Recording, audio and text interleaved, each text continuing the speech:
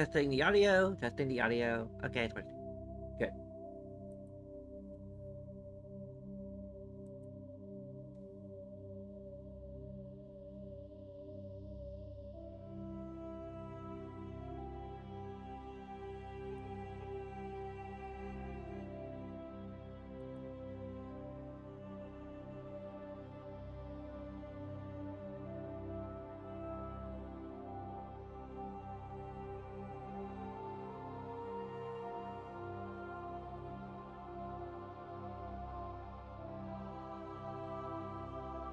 I wonder if I should just use the other telecard until I get a good screenshot that's sufficiently vibrant. Yeah, I think I am. This telecard just pops better.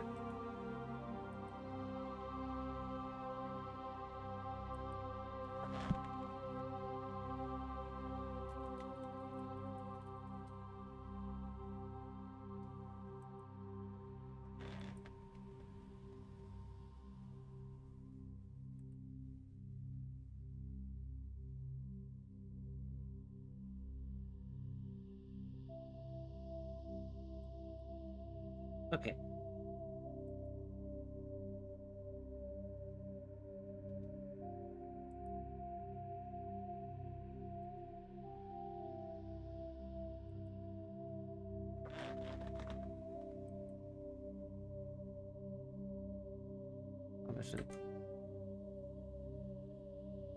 Yay, it's still working.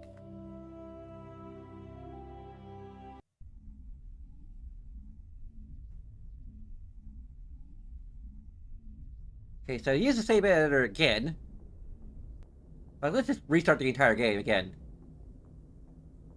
It's still kind of purple?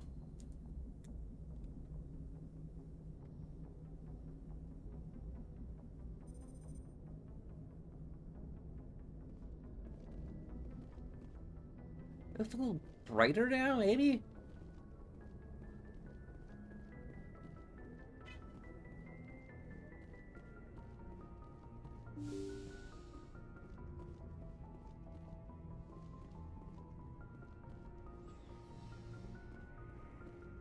I'm gonna try the med bay.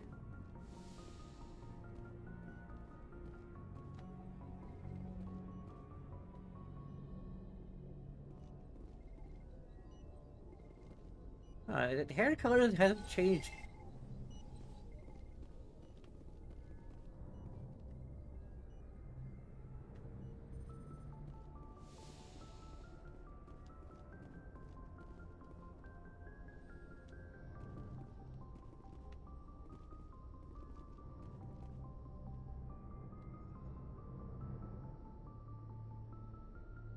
Do I need to get back like onto the set out, or where there's actually some decent lighting?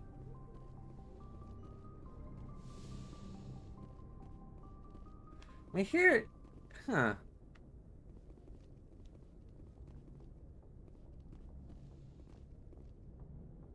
This could be the best lighting to actually look at what, um...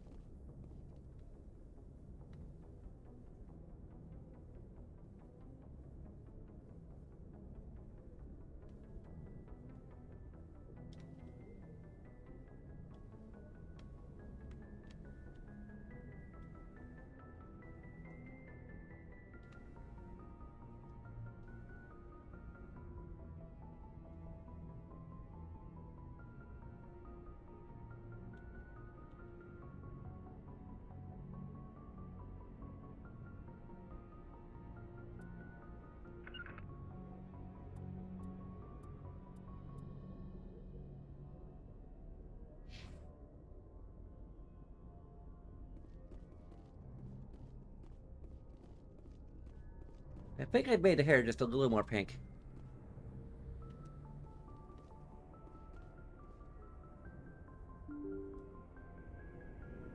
Oh, it's going down. I need to go up.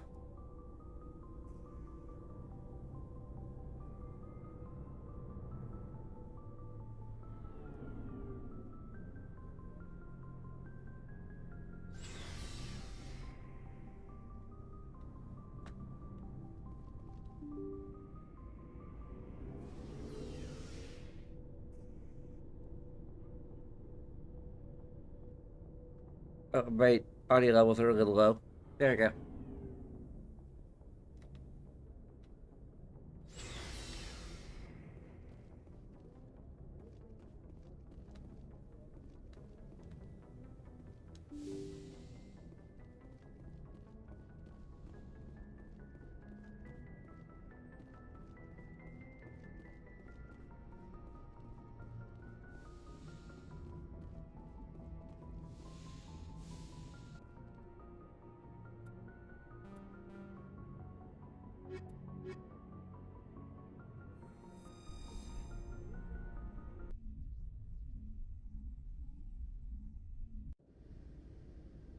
Equalizing interior pressure with exterior atmosphere. Logged. The commanding officer is ashore.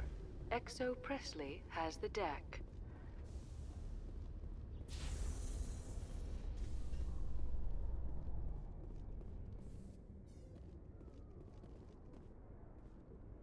Rapid transit here. This is kind of dumb.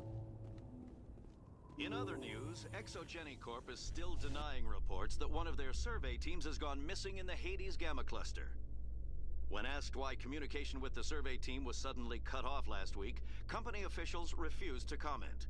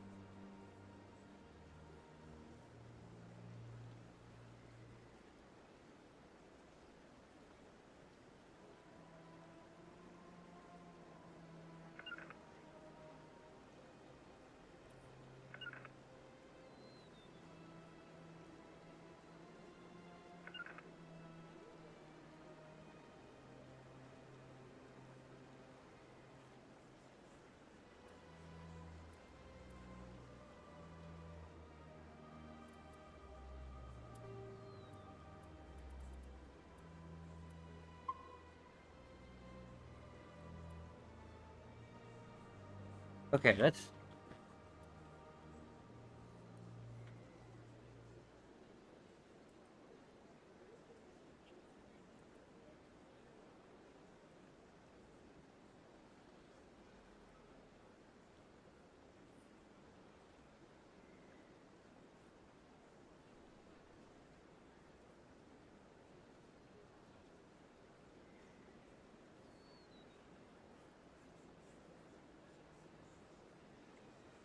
Yeah, it is more vibrant.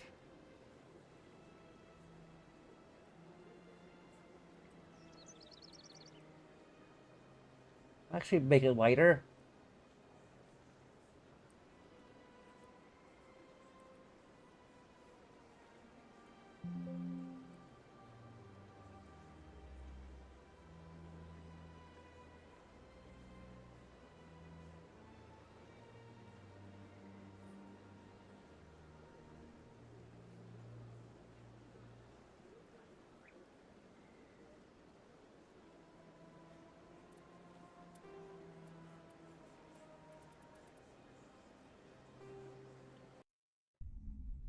Okay.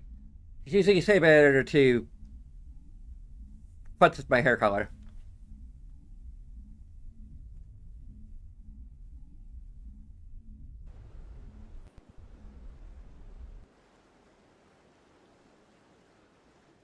Huh. Oh, that's just... Yeah.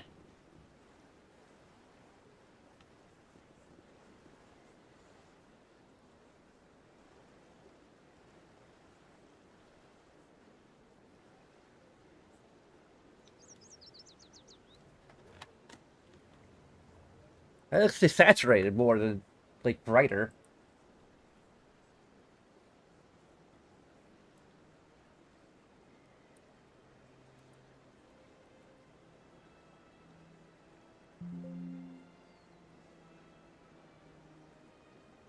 Let's bring the brightness up again.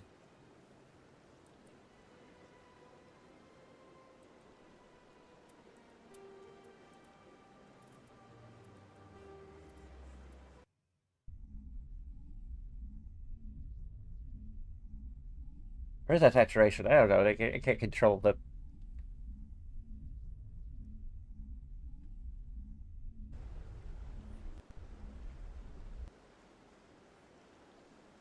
Okay.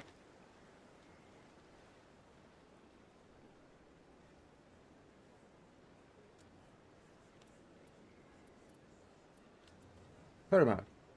That looks a little closer to how I imagine it being.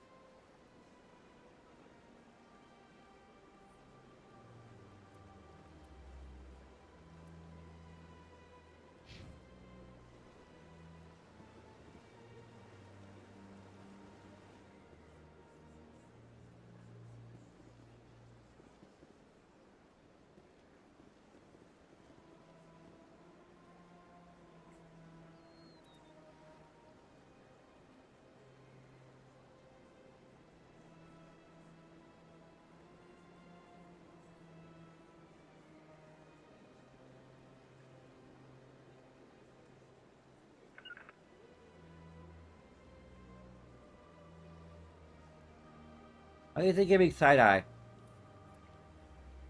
What's up with side-eye? Really?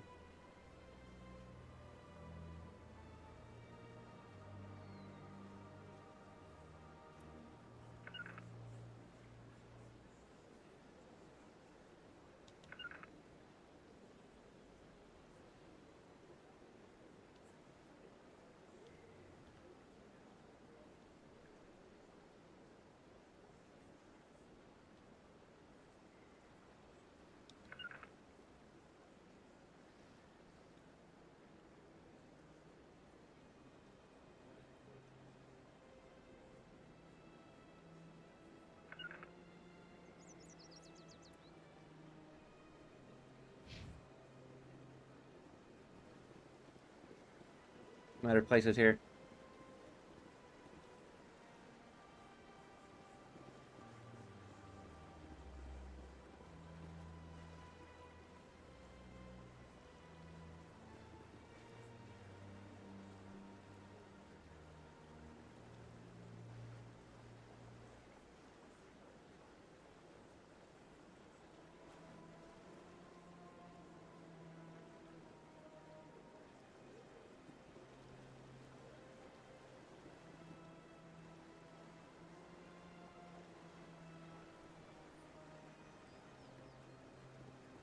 The Protheans obviously understood the aesthetic value of the mass relays, something we Quarians have learned to appreciate during our wanderings.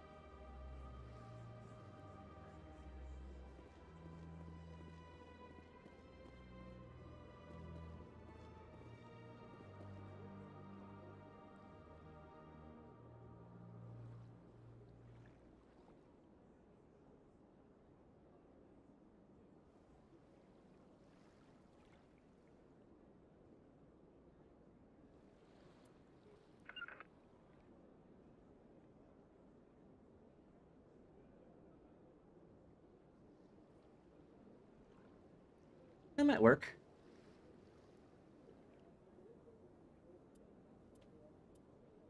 I'm thinking of like removing the background entirely and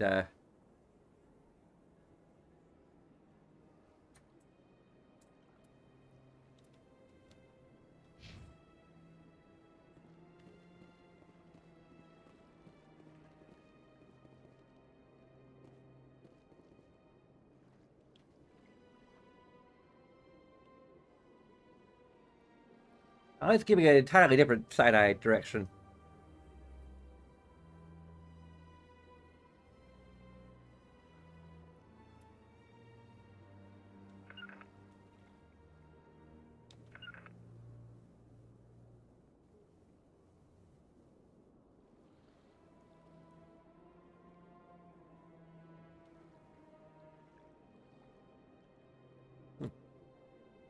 Anyway, enough of that. I think we're probably about as good as we're gonna get.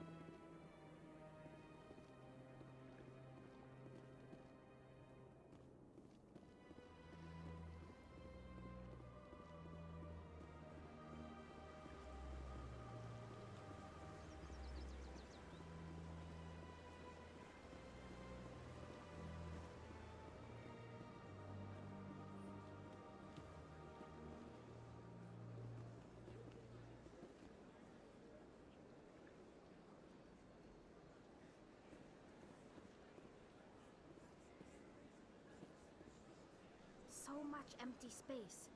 1,000 of my people could live here and hardly even see each other.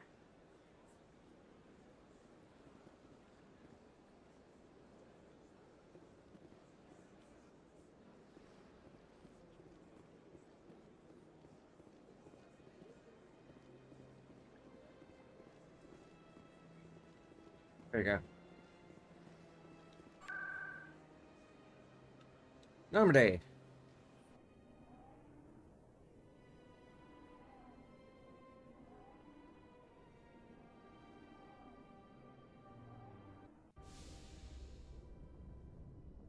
Logged.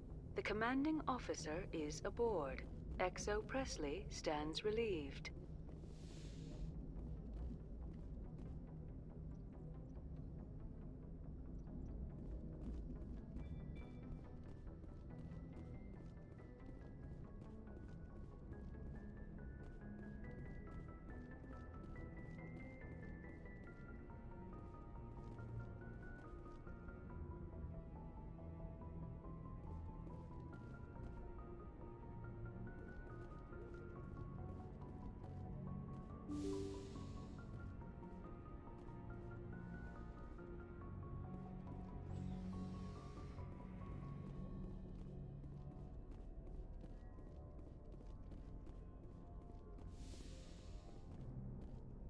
Here are the captain's quarters. Are these like... I'm pretty sure... Yeah, like these are just two single beds smushed up together.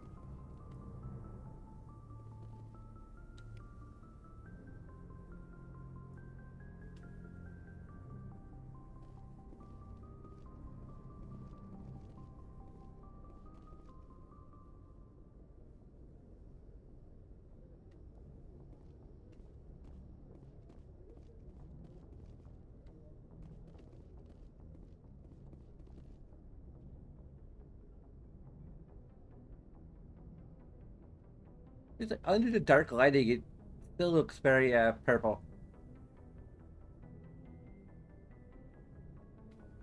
If I play it too much the other direction, it'll probably start looking red. So,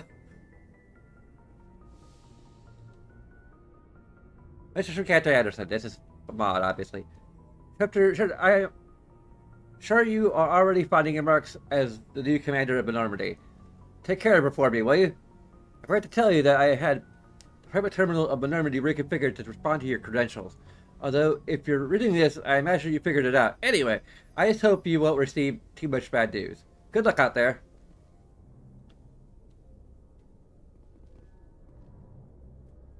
It's incredible what modders can do with these things.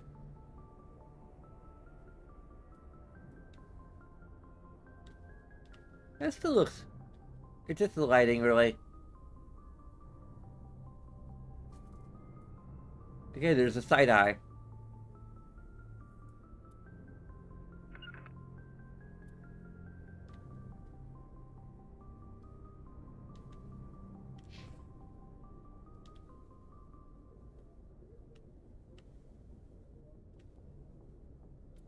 Still side eye.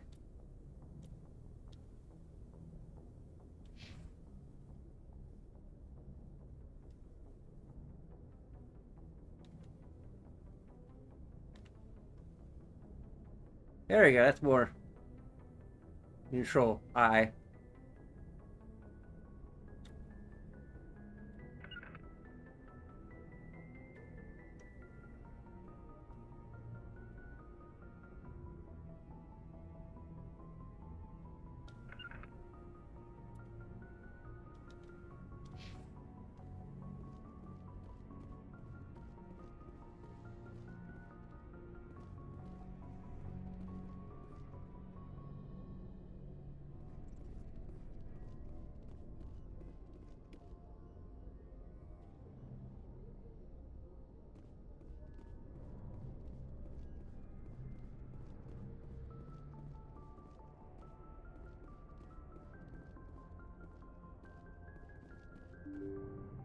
And then we'll intentionally go down here.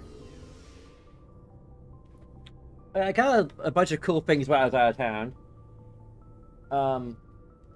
So a mall out of town now has a Lego store, and I went ahead and got a basically kind of a Pride, everyone is awesome set. And I'm hoping that I'll figure out a way to like configure it to specifically be it might take some doing, and like studying the instructions to get like the basic idea of how it's meant to be constructed, to then to reconstruct it in the way I want it to be. And it has like minifigs in each of the colors of like maybe the larger Pride flag. I also had a copy of Starlink, Battlefield for Atlas, for the Nintendo Switch that has the R-Wing in it. It's $15. I think it's a used copy, but still, like, it has the R-Wing, it has everything. Well, that's kind of the whole point. I went to a Dave & Buster's and got just enough tickets to get a Cat Mario plush.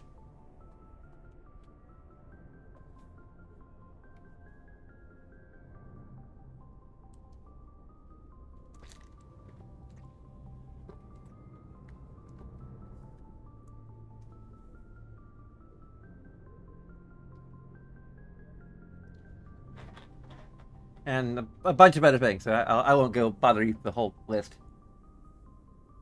I found a Rick and Morty t-shirt as a Spencer's gift that I thought was really cool, but it was like $26 or something. And I'm like despoiled by Walmart, which has like shirts for like $9 and or even $5 on clearance. So there's a Rick and Morty shirt that says like I'm not arguing with you. I'm explaining why I'm right. What are you doing back there, Ellie? Just meowing? Okay.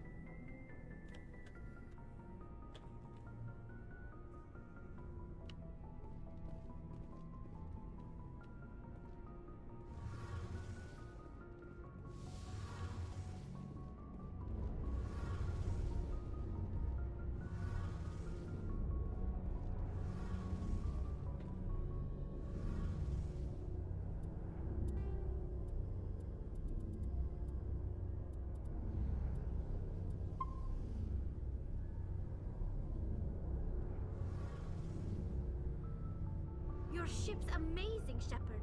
I've never seen a drive core like this before. I can't believe you were able to fit it into a ship this small.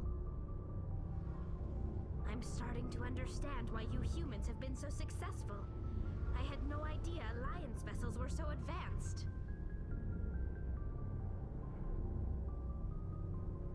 The Normandy's a prototype. Cutting-edge technology. A month ago, I was patching a makeshift fuel line into a converted tug ship in the flotilla. Now, I'm sitting on board one of the most advanced vessels in Citadel space. I have to thank you again for bringing me along. Traveling on a vessel like this is a dream come true for me. I had no idea you found ship technology so interesting. It comes with being a Quarian. The migrant fleet is the key to the survival of my people. Ships are our most valuable resource. But we don't have anything like this. We make do with cast-offs and second-hand equipment. We just try to keep them running for as long as we can. Some of the fleet's larger vessels date all the way back to our original flight from the Geth. I can't believe your fleet's still using ships that are 3 centuries old. They're constantly being repaired, modified, and refitted. They aren't pretty, but they work. Mostly. We've tried to make ourselves as independent as possible on the flotilla. Grow our own food, mine, and process our own fuel. But some things we just can't make on our own. A patch to maintain the hull integrity requires raw materials we just don't have. That's why our pilgrimages are so important. I'm kind of wondering how much of this I should really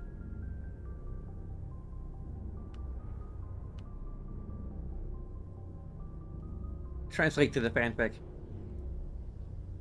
version or memoir version.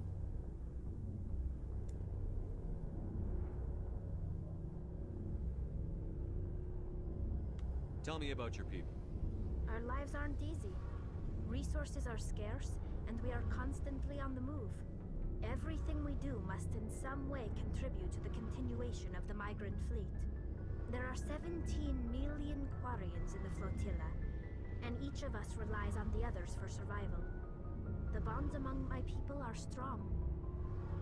Unfortunately, we have had to surrender many of the freedoms and civil liberties other species take for granted. What kind of freedoms? Well, it's illegal for parents to have more than one child. If our population grows too much, it would strain our resources to their breaking point. Of course, we also can't allow our numbers to become too few. If our population is in decline, the rule against single births is temporarily repealed.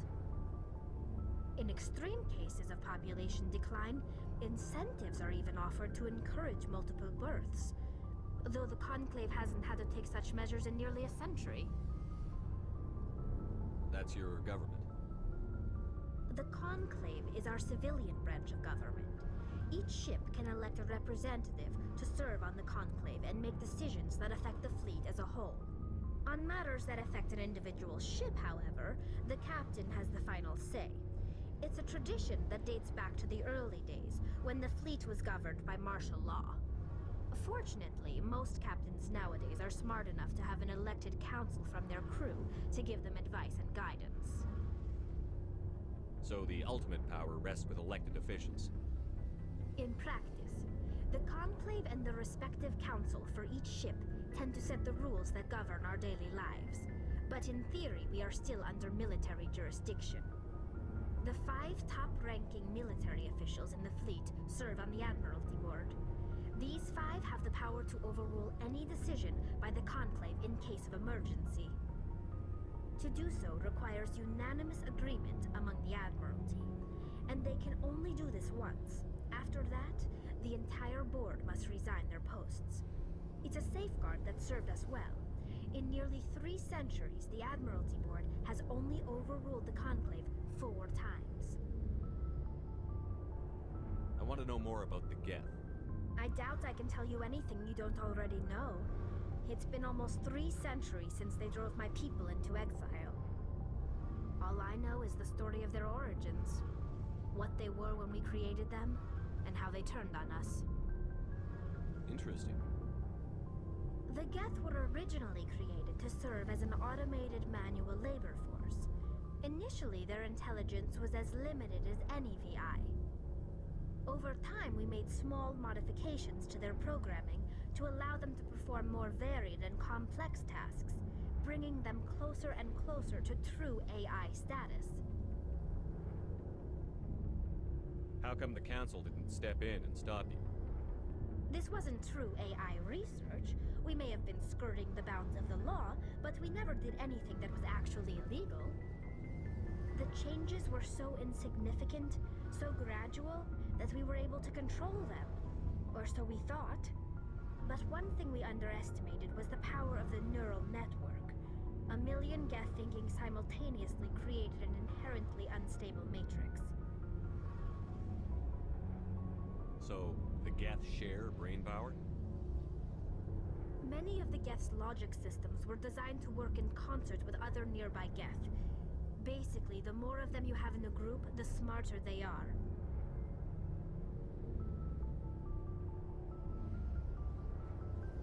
So there's some sort of group consciousness.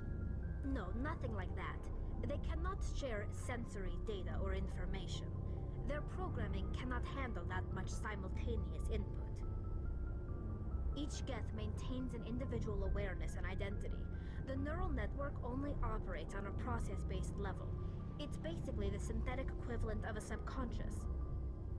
But when they're in close proximity, they can coordinate low-level functional processes, freeing up more capacity for original or independent thought. I don't get it. Wait, we should get it. We're a frickin' engineer. What made them rebel? As we built more and more Geth, their effective intelligence became more sophisticated, more abstract. One day, a Geth began to ask its Quarian overseer questions about the nature of its existence. Am I alive? Why am I here? What is my purpose? As you can imagine, this caused a near panic among my people. Why? We're gonna ask stupid questions. What did you do? It was inevitable the newly sentient Geth would rebel against their situation. We knew they would rise up against us, so we acted first. A general order went out across all Quarian-controlled systems to permanently deactivate all Geth. The Geth responded to this order violently.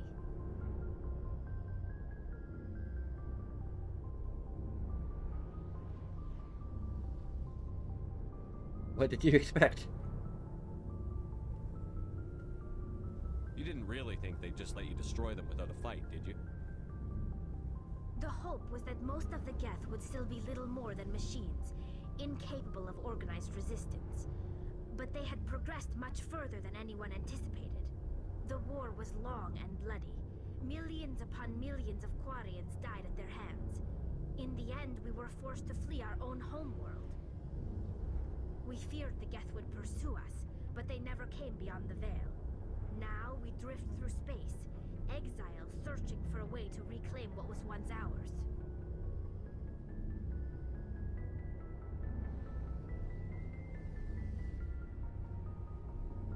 I mean, they defended themselves by killing millions. So, like, I can see that that's a sore spot. It's hard to feel sorry for you. Your ancestors tried to wipe out another species. We made a mistake when we created the Geth in the first place. But we did not make a mistake when we went to war against them. If we had not acted, they would have wiped us out. They're a synthetic life form. They have no use for organics. None. Why do you think they cut themselves off from the rest of the galaxy? Why do you think they've killed every organic being who's ever tried to contact them? I didn't mean to offend you. I'm sorry. I didn't mean to get so worked up. Most Quarians tend to have pretty strong opinions about the Geth. I want to know more about the pilgrimage. When my people reach maturity, we leave our birth ships and seek acceptance with a new crew. It's necessary to maintain genetic diversity among the fleet. But no ship wants to accept someone who will be a burden on them. So, to prove our worth, we embark on a pilgrimage. We set out alone, leaving the flotilla and our families behind us. We only return once we have found something of value we can bring back to the fleet. This is presented as a gift to the captain of the respective ship we wish to join. If the gift is accepted, we are welcomed into the crew. Can a captain choose to reject the gift? That doesn't happen often. Most captains are eager to increase the size of their crew. It increases their own standing in our society. Even when a gift is not particularly valuable, the captain usually accepts it out of a sense of tradition. However, there is a stigma to presenting a substandard gift. It's not the best way to make a good impression on a new community. Most pilgrims don't return until they find something worthwhile.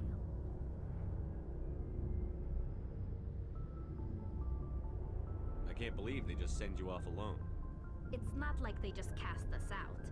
Before we leave, we are given lessons in how to survive outside the flotilla, and given gifts to help us on our journey.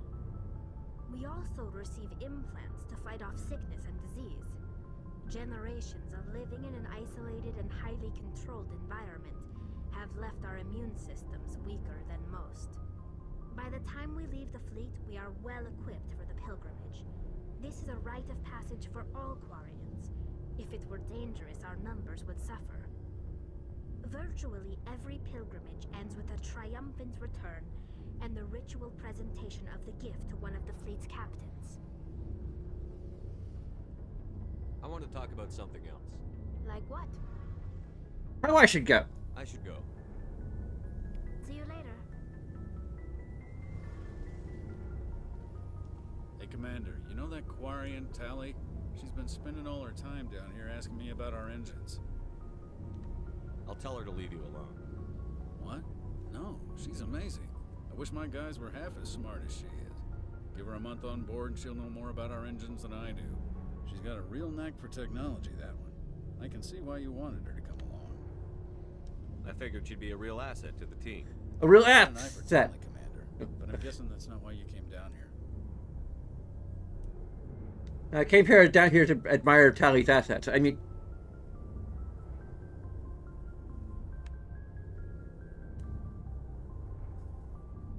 Fill me in on the IES stealth systems. How does it work exactly? You can't hide a ship out in space. They emit too much heat and radiation. Too easy for sensors to pick them up, unless you find a way to capture those emissions. So our stealth systems trap the energy we give off in storage sinks built into the ship itself. No emissions to give away our location. Eventually the sinks have to be vented. More than a few hours silent running and they overheat. Cook us inside our own hull. There's no way for anyone to detect us? A visual scan can still pick us up. Anyone looking out a window can see us plain as day. But you have to be pretty close to get an actual visual out in space. Most vessels rely on scanners. As long as the stealth systems are engaged, they can't see us. Not unless we accelerate to FTL speeds. Why doesn't it work with faster than light travel? Cranking up the FTL blue shifts our emissions, pushes them into frequencies too high to capture in the sinks. As soon as we make the jump, it's like setting off a flare. Sensors can pick up our location whenever we enter or exit FTL flight, but for short-range missions, our stealth systems are amazing, and we've got the only one. Where else have you served, Adams? If you name a class of Alliance ship, I've probably served on it. Everything from dreadnoughts and carriers right down to frigates like the Normandy. My last assignment was on the Tokyo, only a cruiser, but she was a good ship. Couldn't hold a candle to the Normandy, though. I want to know more about the Normandy. She's the best ship I've ever served on, probably the fastest vessel ever designed. And she's the only one using the new Tantalus drive core. What's so special about the Tantalus drive core? Proportionally, it's about twice the size of any other vessel. Not only are we faster, we can run at FTL speeds longer before we have to discharge the core. Carry on, Adams. I should go. Commander.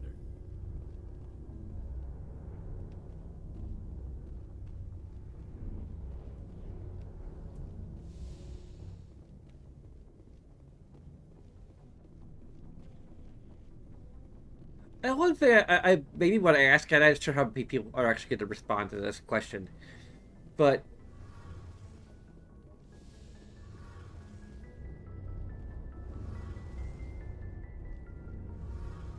well, my inclination is to just go ahead and make it canonical to my fanfic that Tally looks pretty much like this, and that her face is more or less clearly visible for her helmet.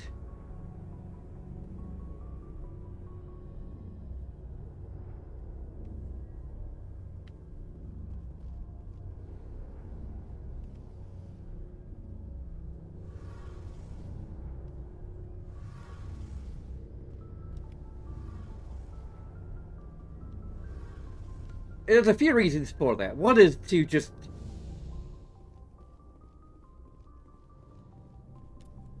kind of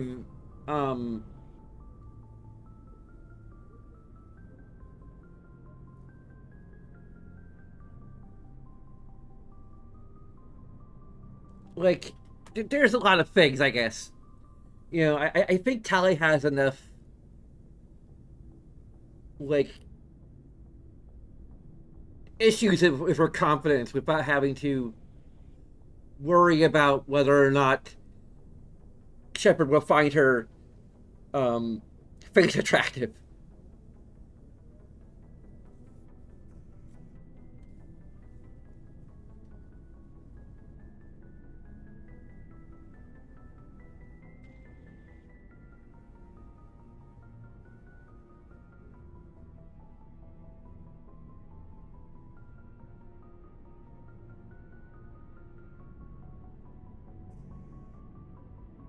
I was like, physical attraction is just kind of a jumping off point for the relationship itself.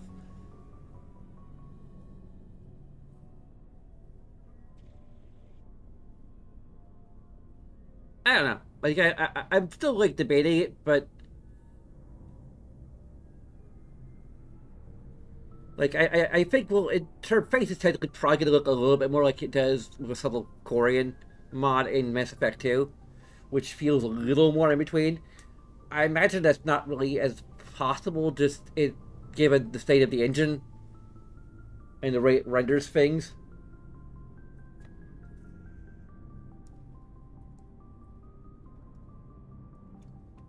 Even though, like, they've all been updated to a particular... I can't remember which particular version of Unreal they updated to, but...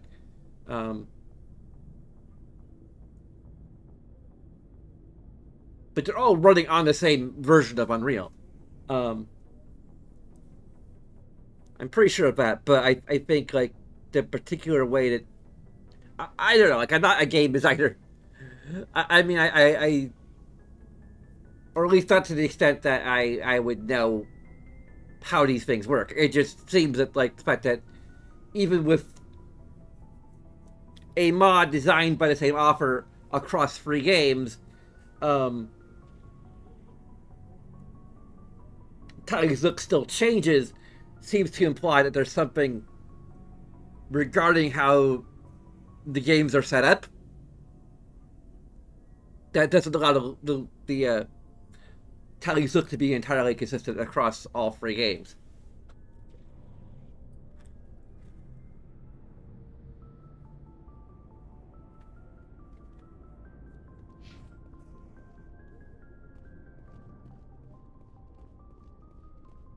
So, I think it's going to be, like, a little cloudy, but it's still going to be,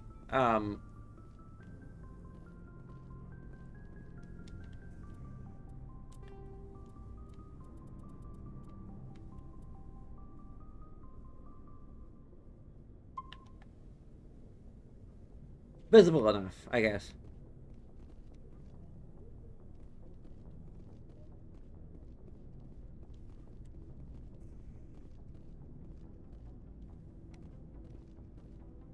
Commander?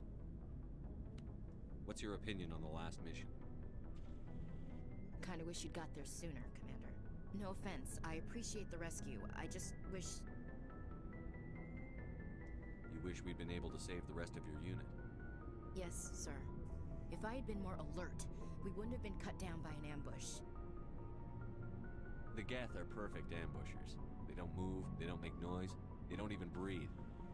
Sir, they have flashlight heads. I'll make sure it doesn't happen again. Do you have a few minutes to talk one-on-one? I'm sorry, Commander. I need to get my duty squared away. I wouldn't mind talking more later, though. Okay. Dismissed, Chief. Sir.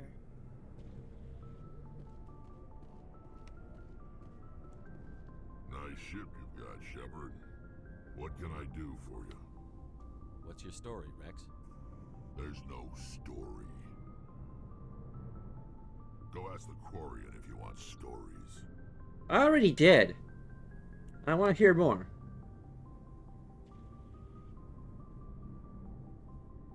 Come on, just a short one. Could you? You Krogan live for centuries. Don't tell me you haven't had a few interesting adventures. Well, there was this one time the Turians almost wiped out our entire race. That was fun. I heard about that. You know, they almost did the same to us. It's not the same. It seems pretty much the same to me. So your people were infected with a genetic mutation? An infection that makes only a few in 1,000 children survive birth? And I suppose it's destroying your entire species? I suppose it isn't all the same. I don't expect you to understand, but don't compare humanity's fate with the Krogan. Sorry, Rex. I wasn't trying to get you upset. Your ignorance doesn't upset me, Shepard. As for the Krogan, I gave up on them long ago. The genophage infected us, but it's not what's killing us. Are your people really dying? We're sure not getting any stronger. We're too spread out. None of us are interested in staying in our own system.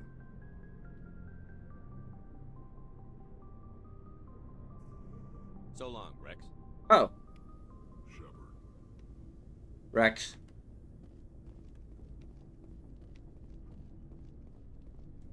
Thanks for bringing me on board, Commander. I knew working with the Spectre would be better than life at CSEC. I should go.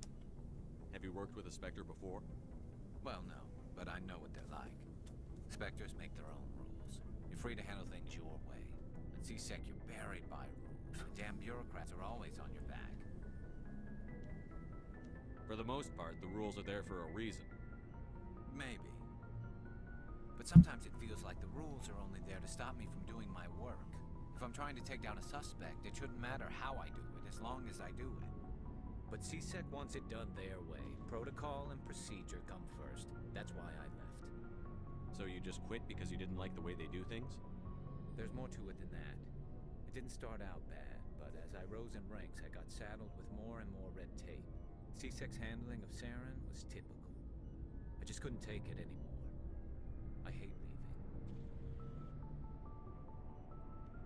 I hope you made the right choice. I'd hate for you to regret it later. Well, that's sort of why I teamed up with you. It's a chance for me to get off the Citadel, see how things are done outside CSEC. Either way, I plan to make the most of this. And without CSEC headquarters looking over my shoulder, well, maybe I can get the job done my way for a change. Just do a good job and don't get in my way. We'll get along fine. Don't worry, Commander. I'll keep clear.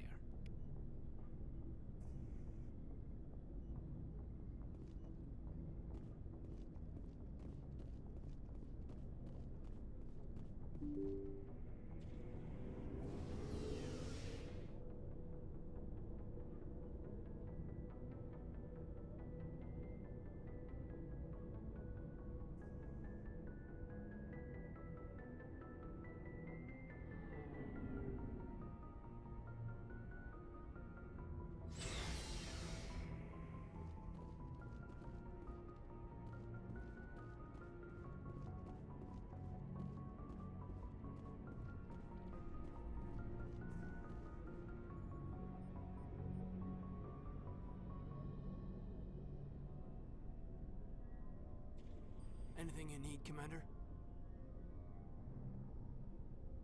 Just trying to get a sense of where the crew's at. Thoughts? I've wasted enough of your time for now, Commander. We'll have time for personal debriefings later. What's your opinion on the last mission? I don't see how we could have done things any better. At least not without getting to Eden Prime sooner. And we were on the scene faster than any other Alliance ship could have been.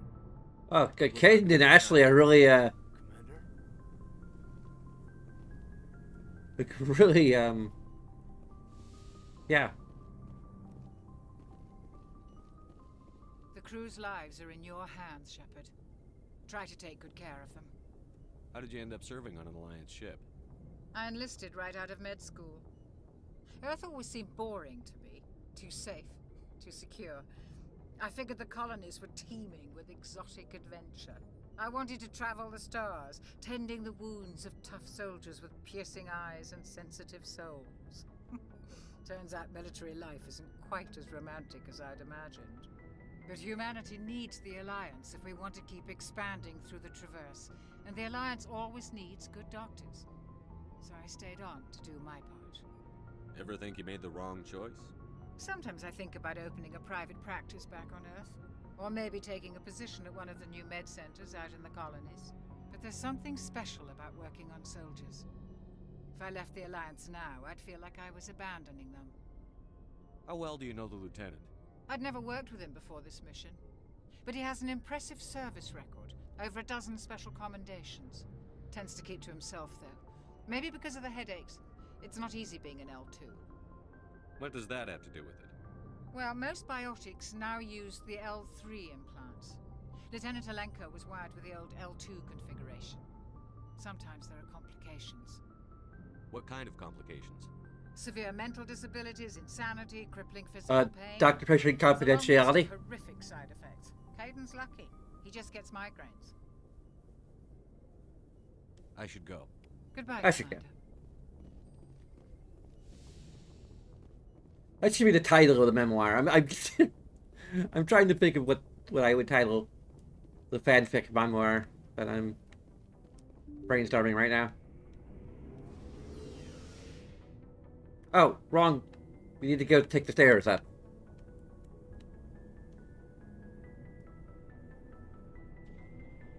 Still getting used to the layout of the SR1 again. I was just here earlier this year, but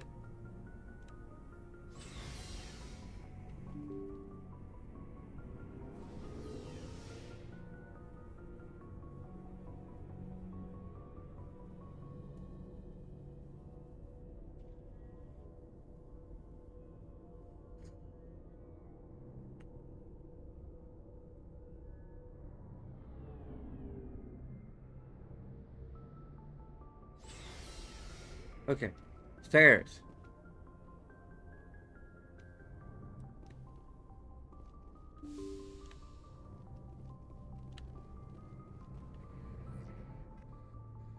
If anyone has to take over for Captain Anderson, I'm glad it's you. I'm not sure about having non-humans on our ship, though. We're all on the same team here, Presley.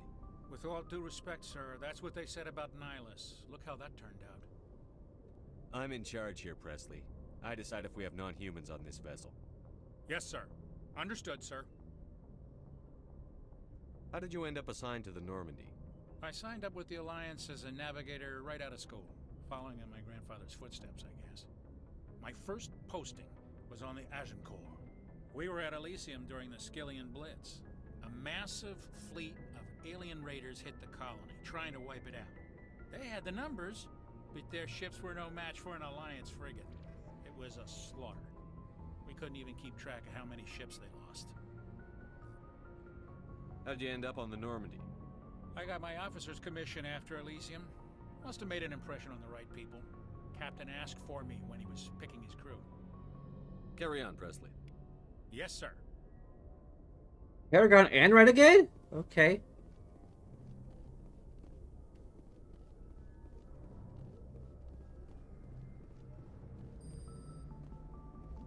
Commander, something you need? How's the Normandy performing? Is she everything they said she'd be? She's the best ship in the fleet, if you've got a pilot who knows how to handle her. Balance isn't what you'd expect. Takes a while to get used to that oversized drive core we got stuffed in the back, and her power can sneak up on you if you're not careful. The Normandy's probably too much ship for your average Alliance pilot, Commander. Lucky for you, I'm anything but average. I like to know my crew. Mind if I ask you a few questions? I can see where this is going. You did a background check on me, didn't you? Well, I'll tell you the same thing I told the captain. You want me as your pilot. I'm not good. I'm not even great. I am the best damn helmsman in the Alliance fleet. Top of my class in flight school, I earned that. All those commendations in my file, I earned every single one. Those weren't given to me as charity for my disease. I'm sorry, Joker. I didn't even know you were sick. You mean you didn't know? Oh, crap. Okay, I've got Froelich syndrome, brittle bone disease. The bones in my legs never develop properly. They're basically hollow, too much force and they'll shatter. Even with crutches and my leg braces, it's hard to get around. One wrong step and crack! It's very dramatic. But I've learned to manage my condition, Commander. Put the Normandy in my hands and I'll make her dance for you. Just don't ask me to get up and dance unless, you like the sound of snapping shin bones. Yeah, for some reason, the facial animation on Joker, I guess the head animation on Joker, is this feels really Uncanny Valley-ish. In Mass Effect 1 specifically. Maybe because he's sitting down the whole time. I don't know. Why does everyone call you Joker? It's a lot shorter than saying Alliance Flight Lieutenant Jeff Moreau. Plus, I love to make little children laugh. I was just thinking how much you remind me of Santa Claus. Look, I didn't pick the name. One of the instructors in flight school used to bug me about never smiling. She started calling me Joker, and it stuck. Why didn't you ever smile? Hey, I worked my ass off in flight school, Commander. The world's not gonna hand you anything if you go around grinning like an idiot. By the end of the year, I was the best pilot in the academy, even better than the instructors, and everybody knew it. They'd all got their asses kicked by the sickly kid with the creaky little legs. One guess who was smiling at graduation? I need to know more about this Rolex syndrome if I'm putting my ship in your hands. Yeah, of course you do. It's an extremely rare condition. Nobody knows exactly what causes it. Genetic, maybe. It's treatable, but there's no cure. They classify my case as moderate to severe. I was born with over a dozen fractures, hip, thighs, ankles. My bones were already breaking in the womb. 100 years ago, I wouldn't have survived past my first year. Lucky for me, modern medical science has turned me into a productive member of society. You're not gonna break a bone trying to fly the ship, are you? I don't fly with my feet, Commander, so I'm fine as long as I'm in this chair. I gotta be real careful when I get up to take a piss, though. I can do my job as well as anyone on the ship. Better, actually. So don't worry about it. I'm not trying to make you uncomfortable. Let's talk about something else. Whatever you want, Commander. How'd you end up joining the Alliance? Look, if you're looking for an inspirational tale of the crippled kid overcoming impossible odds, you're gonna be disappointed. My mother was a civilian contractor working for the Alliance. I basically grew up on the Arcturus station back when they were building up the fleets. Spend all that time around Alliance ships, there's a good chance you'll end up going to the Academy. How's the Normandy performing? Is she everything they said she'd be? She's the best ship in the fleet, if you've got a pilot who knows how to handle her. Balance isn't what you'd expect. Takes a while to get used to that oversized drive core we got stuffed in the back, and her power can sneak up on you if you're not careful. The Normandy's probably too much ship for your average Alliance pilot, Commander. I should Lucky go. For you, I'm anything but average. I have to go. Alright, see ya. Okay, peace here, buddy.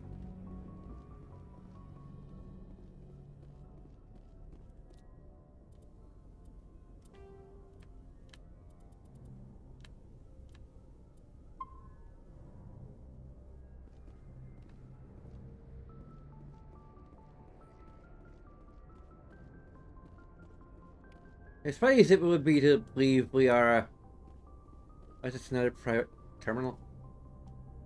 Okay. There's a new message on your private terminal.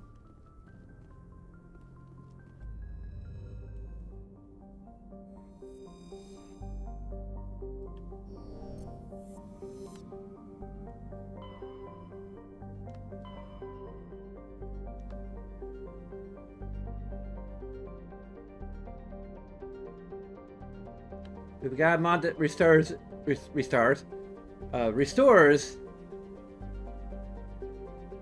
Pinnacle Station. That didn't really.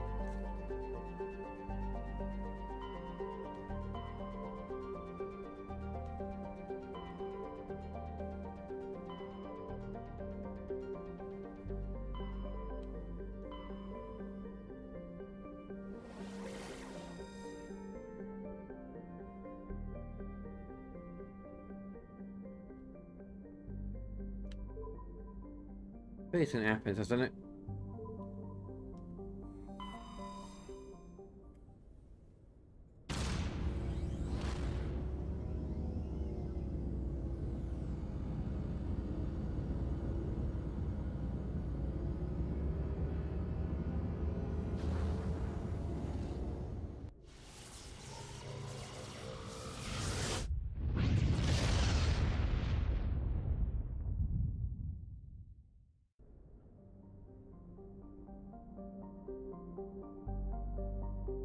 Maybe not.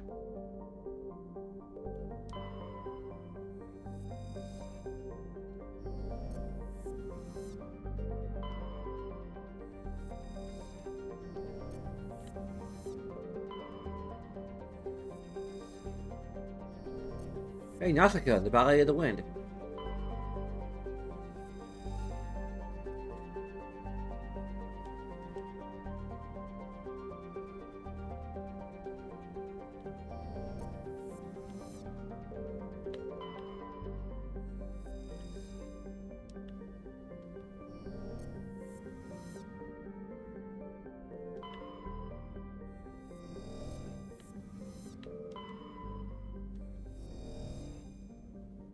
My pasta. Okay.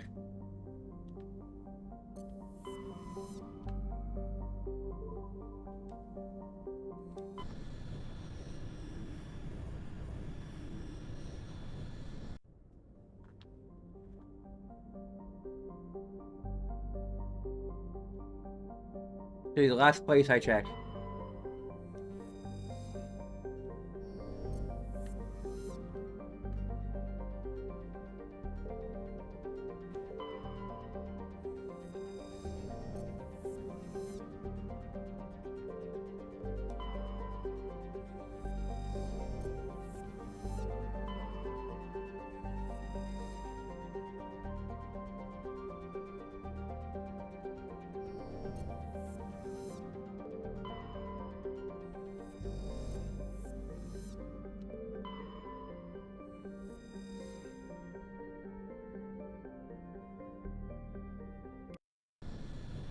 This isn't gonna be the last system I look at. It's just doesn't point to the planet that I'm supposed to go to.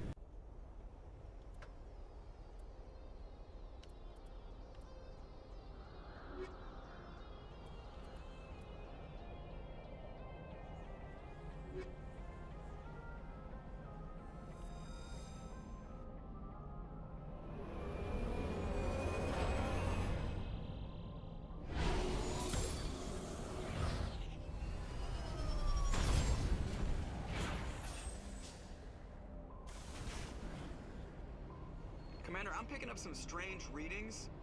Really strange, like off the damn charts. It looks like it's coming from an underground complex a few clicks away from the drop zone.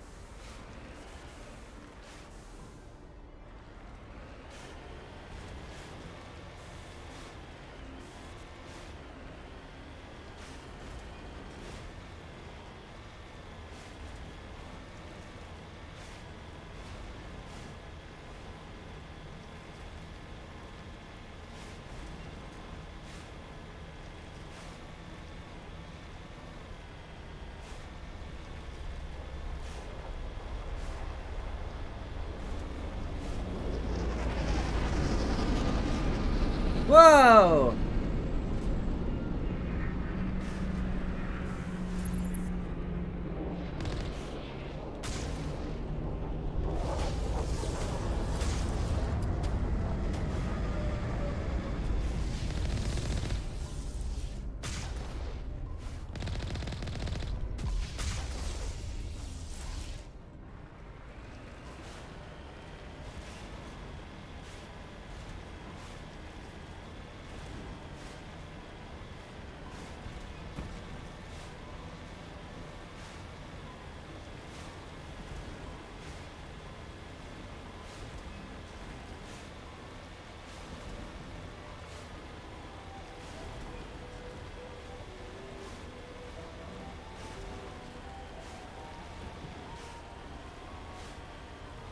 Only a fool punches a knapsack in the mouth. We should sneak around and pull its tail. Okay, it's God's my witness, I am that fool.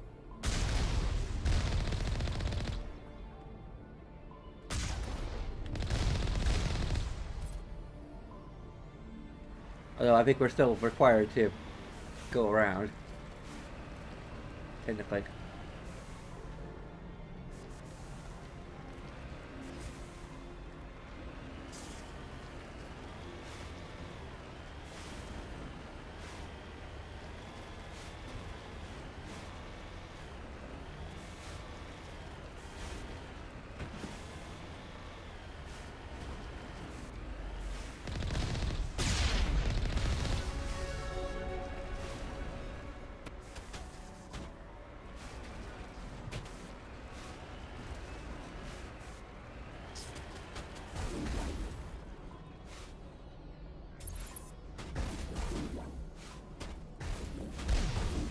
hell?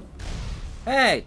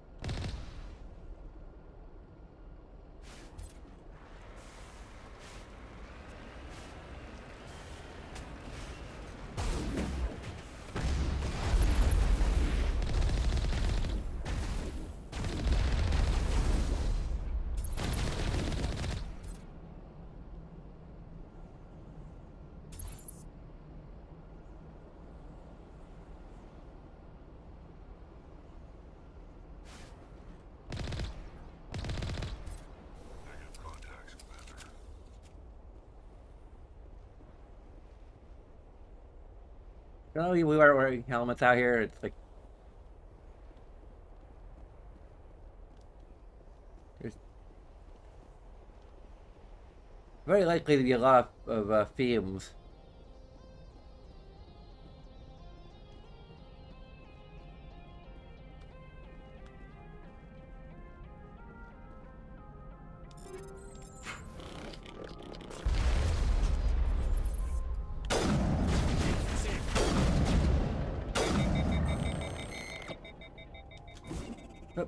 I didn't. I'm a little busy here.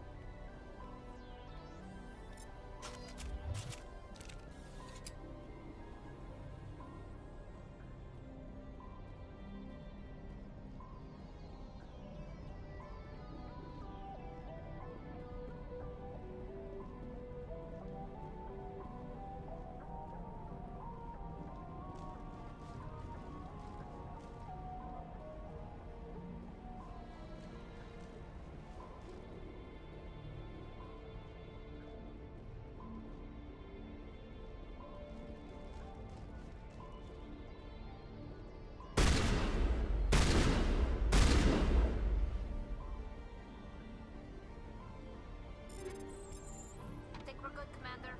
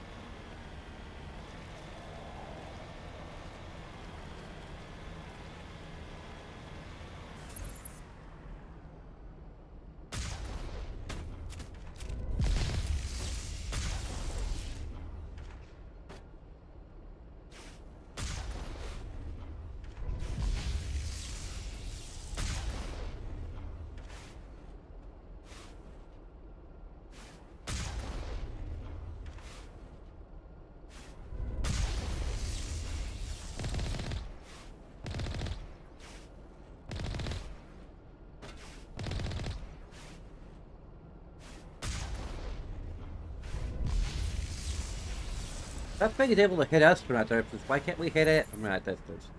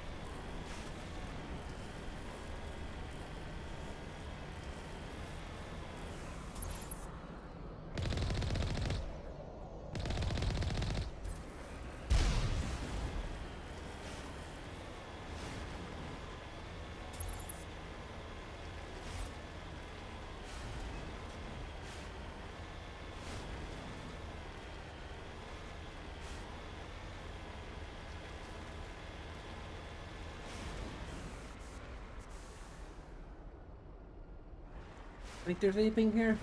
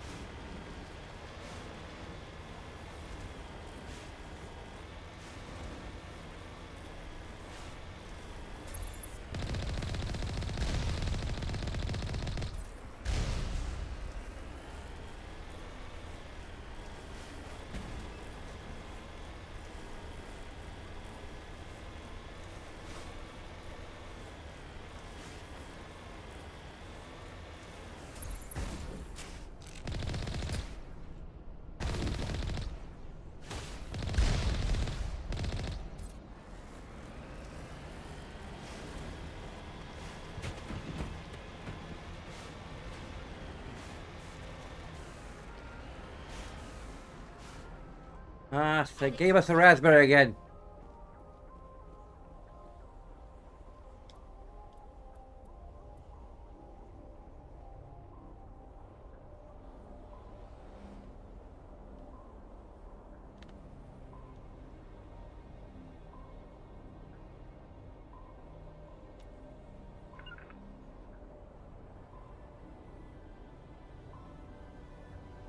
I said, it could be a really good picture there.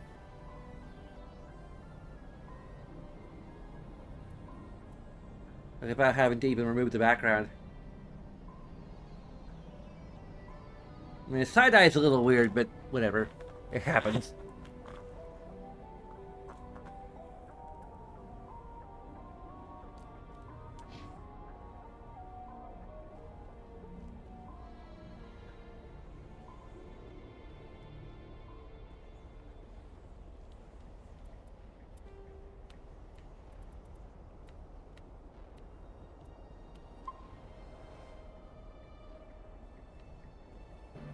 I think you could potentially cheat the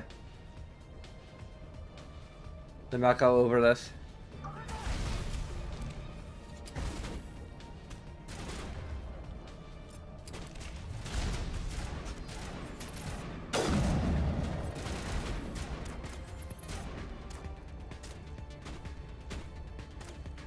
Come on, take a move.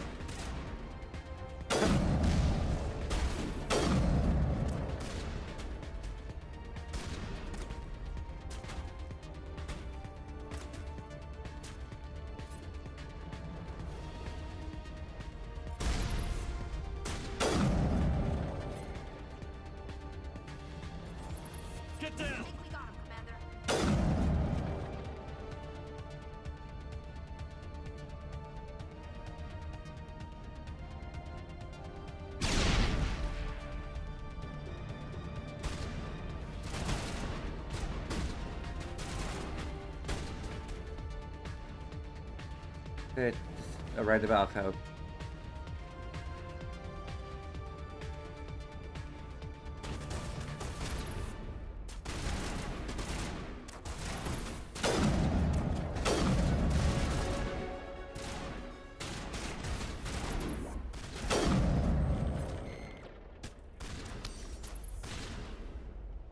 Oh. The sniper becomes the sniper.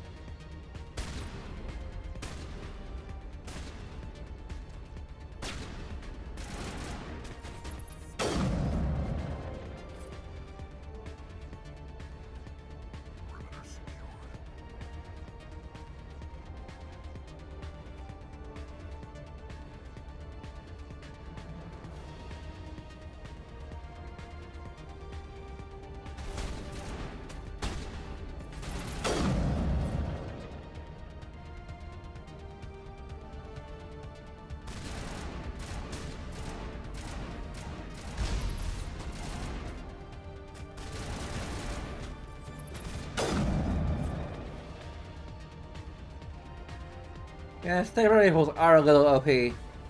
Even the most basic sniper rifle can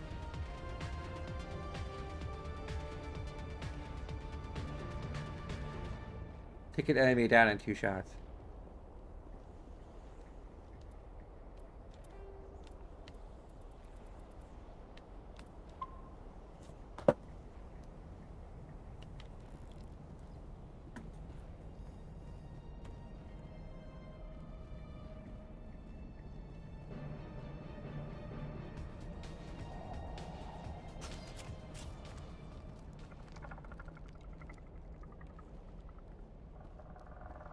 These dudes.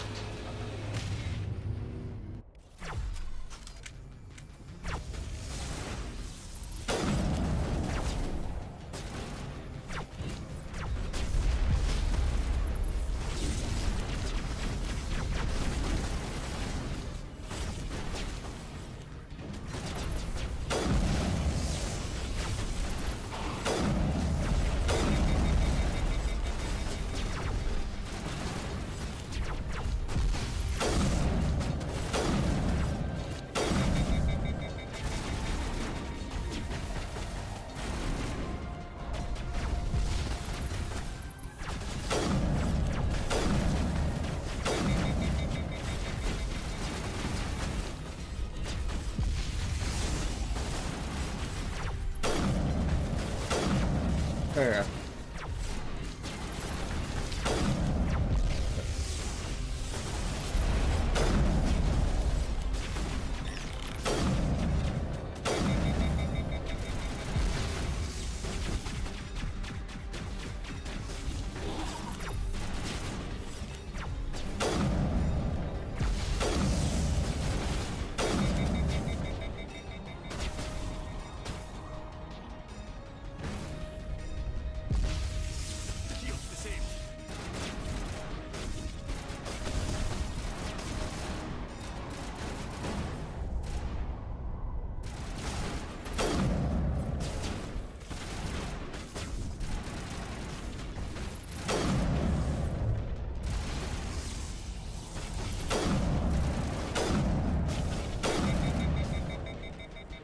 Okay, why is that dying?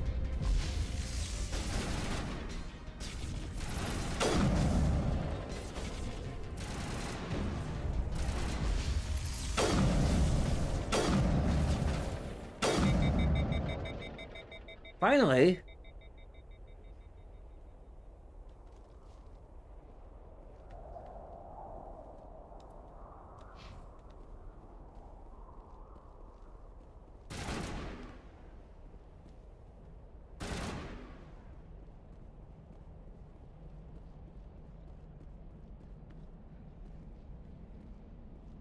Hit me. Hey.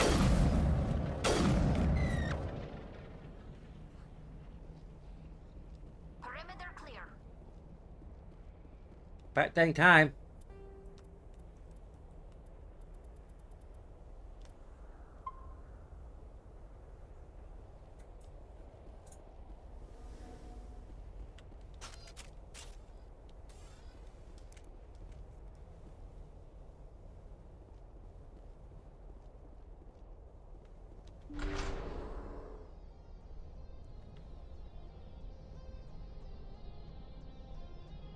I'm kind of thinking of calling it a night here.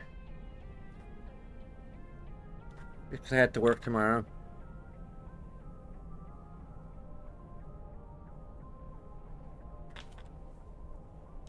My people have searched many generations for a world to call home. If we landed here, we'd just keep searching. Nothing but rocks, dirt, and lava. Reminds me of home.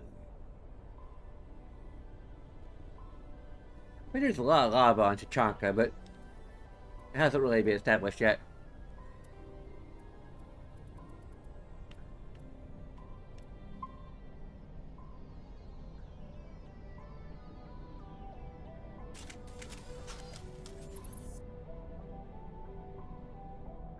I saw movement.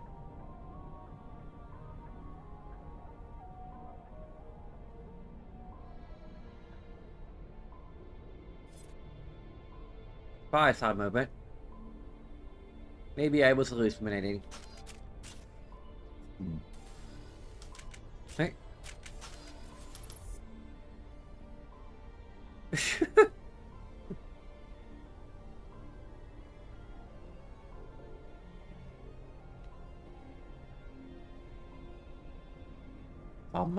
Come out, wherever you are.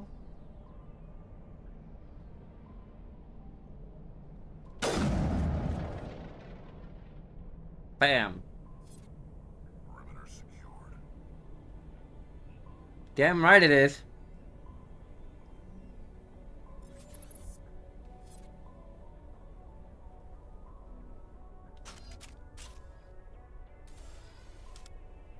We can say it again.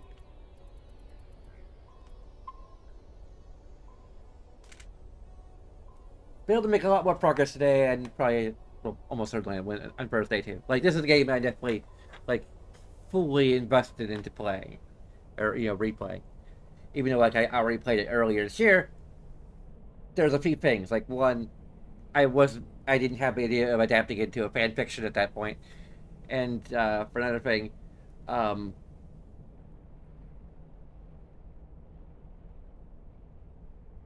I hadn't really sorted out all my audio issues at that point as well. So, yeah.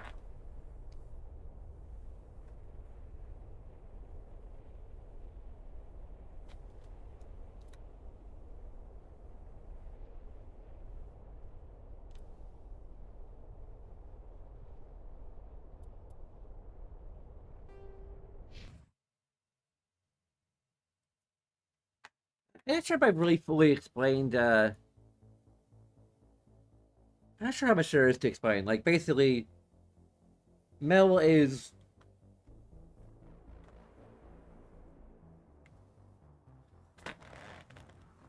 non-binary, and is effectively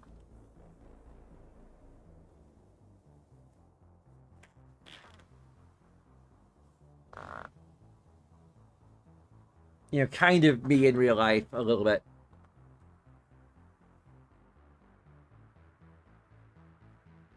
Non-binary, at least somewhat autistic. Little, I don't know. Maybe just more ADHD than not, like, actual autism. I'm not quite sure.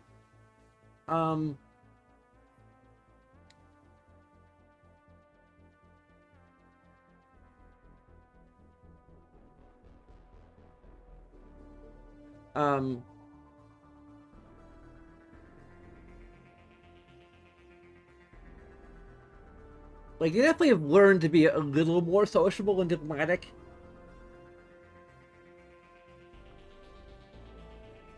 I'd say they're kind of more of an idealized version of myself.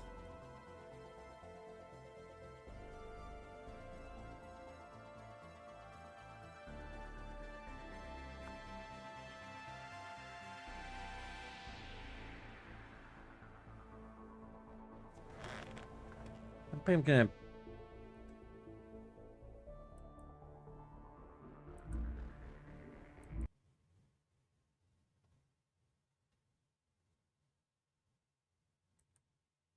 Like, it's cool to have this music playing. It's really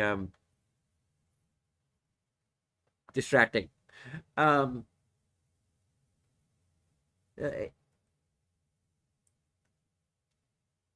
That's kind of another issue with debate. Like, where in the neurodivergent spectrum, like, should they be? Because I don't know if I want to change them, like, because, like, the way they're characterized in the game is very much not intended at all to be interpreted as autistic. Like, no matter what dialogue you choose, like, we're fairly charismatic, we're fairly, we have decent social skills, most of the time.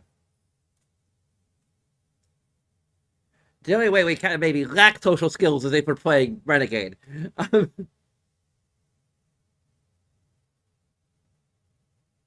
In fact, Renegade Shepard actually might be a more plausible autistic character. Like we're so sick of trying to successfully interact with people. We're like, we're just gonna shoot them. It's so much easier. Um,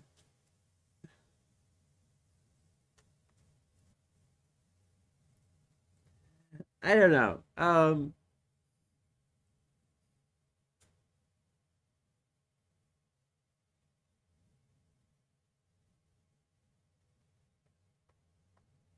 Yeah.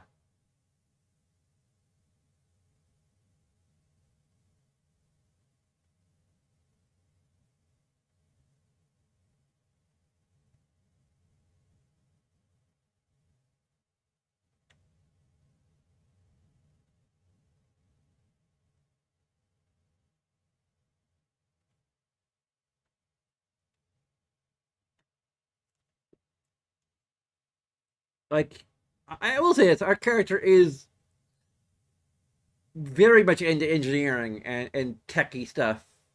That's kind of our point of connection with Tally. To some extent, is how much we're into those sorts of things. Um, but for us, for Mel, it's a hobby. Like a very strong hobby, but you know, I have some ideas like about them like not wanting to make a career out of engineering just because it can sort of ruin the fun of it.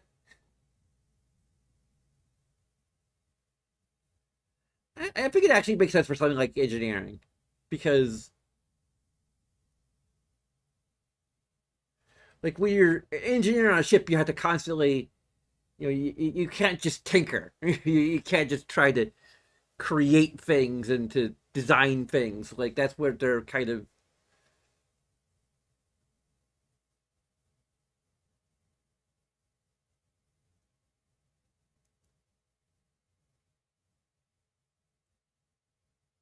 You kind of have to deal with whatever ships or needs the ship happens to have, and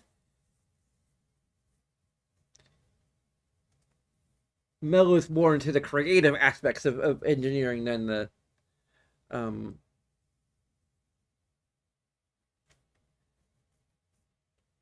like the upkeep and maintenance and day-to-day mundane aspects of engineering.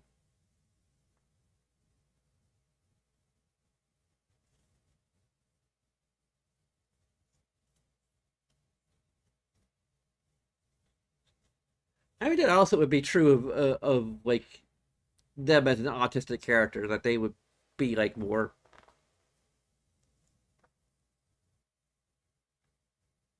I don't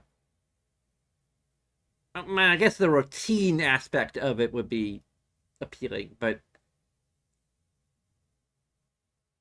huh.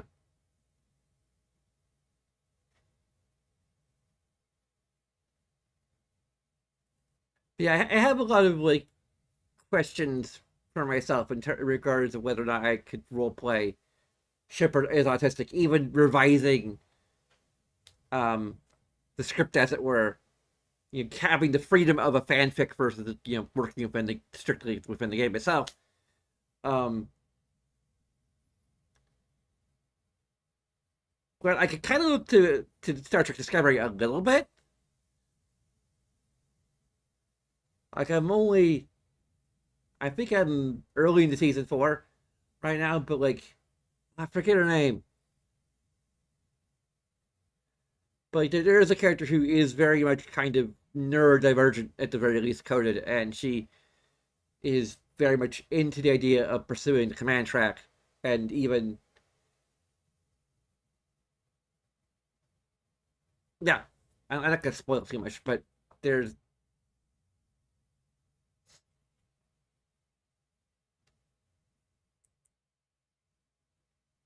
so I mean it's a possibility. It could be aspirational,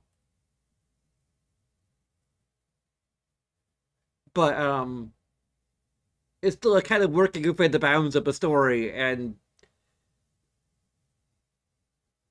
how much I could really. Heck, I think Sarah is a more possible autistic character.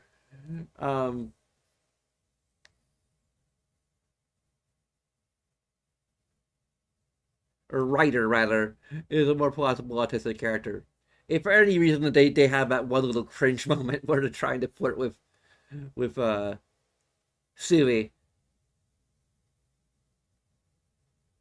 and because like they're kind of reluctantly put in a position of power, and it kind of works better. Whereas like we're a frickin' N7.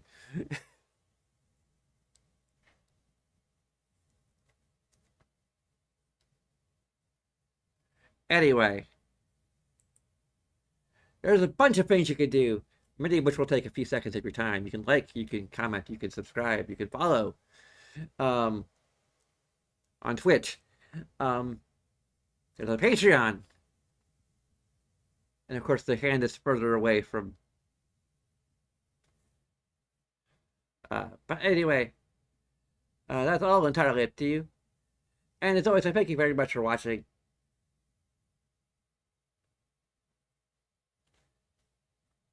Until next time, until the motion sensor starts working. No, I haven't accidentally turned it off. Oh, there. Bye-bye. I should go.